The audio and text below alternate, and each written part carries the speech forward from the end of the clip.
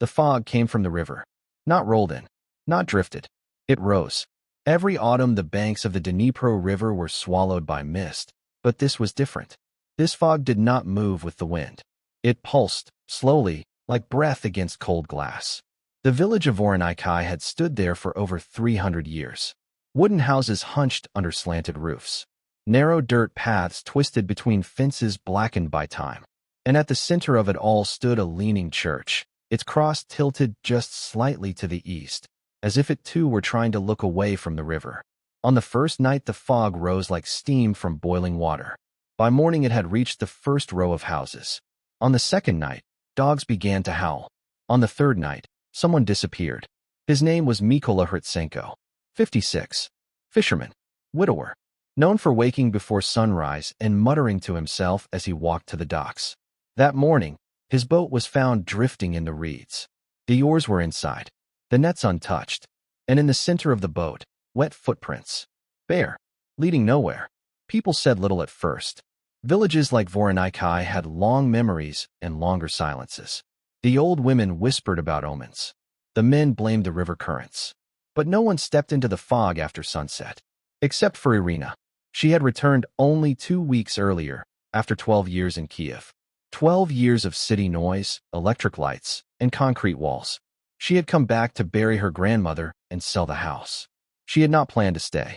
But on the night Mykola vanished, she couldn't sleep. From her bedroom window, she could see the riverbank. And she saw something standing there. Tall, unmoving.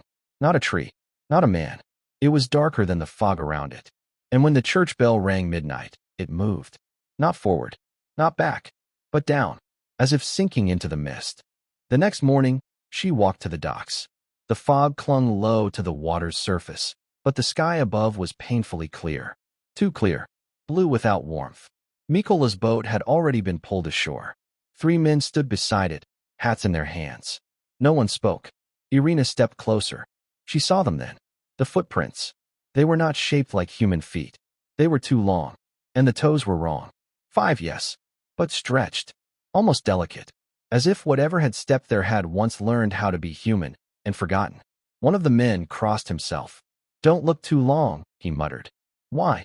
Iryna asked. He didn't answer. Behind them, the fog shifted. Not with wind. With intention. And for a brief second, Iryna heard something beneath the lapping water. A whisper. Not in words. In breath. That evening, the church bell rang again. But no one had pulled the rope. And this time, the sound did not echo. It sank. Into the river. By the 4th night, no one left their homes after sunset. Lanterns were lit earlier. Doors were barred tighter. Even the children, usually restless, usually loud, spoke in careful whispers, as if sound itself might invite something closer. Iryna did not believe in village superstitions. At least, that's what she kept telling herself. But when the fog rose again, thicker now, swallowing the docks entirely, she felt something shift inside her chest. Not fear exactly. Recognition. As if she had seen this before. She dreamed that night. She stood on the bank of the Dnipro River, but the water was gone. In its place lay a vast hollow, descending endlessly into darkness. Wooden stairs spiraled downward along the exposed riverbed, slick with moisture, disappearing into a pale glow far below. From that glow came humming. Low, ancient, almost like a lullaby. She began to descend. Each step felt softer than wood, almost like skin beneath her feet. Halfway down, she noticed carvings along the staircase walls. Symbols etched into mud and stone. Circles within circles.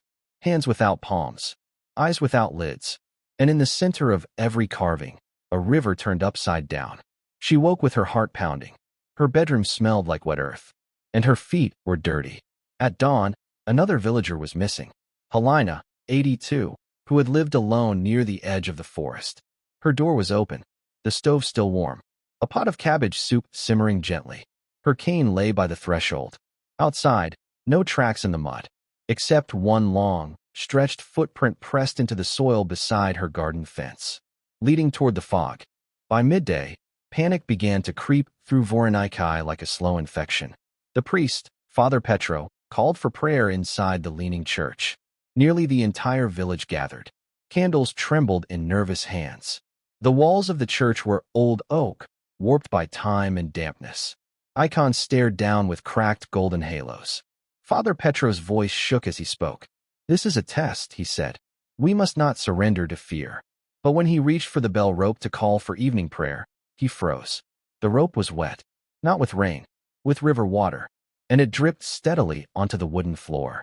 That night, Iryna returned to the docks. She did not tell anyone. She carried no lantern. The fog parted slightly as she approached, as if acknowledging her presence. The river was invisible now, completely swallowed. She stepped forward. The air grew colder. And then, she heard it again, the whispering breath beneath the surface. But this time it formed words. Not clearly, not fully, but enough. Return. She stepped closer to the edge. The water below did not ripple. It trembled, as though something vast rested just beneath it. Watching, waiting, and slowly, from the center of the fog, something began to rise. Not a body, not a shape, but stairs. Wooden stairs emerging vertically from the river's surface, descending downward, into the depths, exactly like in her dream. Behind her, the church bell rang again. Once, twice, 3 times, and from the far side of the village, a scream split the night. Short, abrupt, silenced. The fog thickened instantly. The stairs continued rising, and without fully understanding why, Iryna stepped onto the first one. The wood beneath Iryna's feet was warm, not like timber left in the sun, like skin. The stairs did not sink under her weight. They welcomed it. Behind her, the fog sealed the riverbank from sight. The village of Voronychi disappeared as if it had never stood there at all. Only the descent remained. Step by step, she moved downward into the hollow beneath the Dnipro River. The air grew thicker, the whispering louder. Not threatening, familiar. At the bottom, there was no monster. No claws, no teeth. Only a vast chamber carved from black stone. In its center, a pool of still water reflecting not her face, but the village, Voronychi as it had been 300 years ago. And beneath that reflection, another image. A settlement even older. Wooden pillars. Strange symbols carved into earth. People standing in a circle at the river's edge, lowering something into the water. An offering. A pact. A promise. The river was never just water. It was a door. And every generation had forgotten the agreement made with what lived below. The fog was not an attack. It was a reminder. Iryna understood then. Someone had to descend. Someone had to listen. Someone had to stay. She stepped into the black pool. The water closed over her silently. Above, the fog began to thin. By morning, the river looked ordinary again. Mikola's boat was gone. Helina's house stood empty. And no one remembered exactly how many villagers had once lived in Voronychi. Only that the fog no longer rose from the river. Not that year. Not again. And on certain quiet nights, when the wind moves across the surface of the Dnipro River, it almost sounds like breathing. Slow, patient, waiting.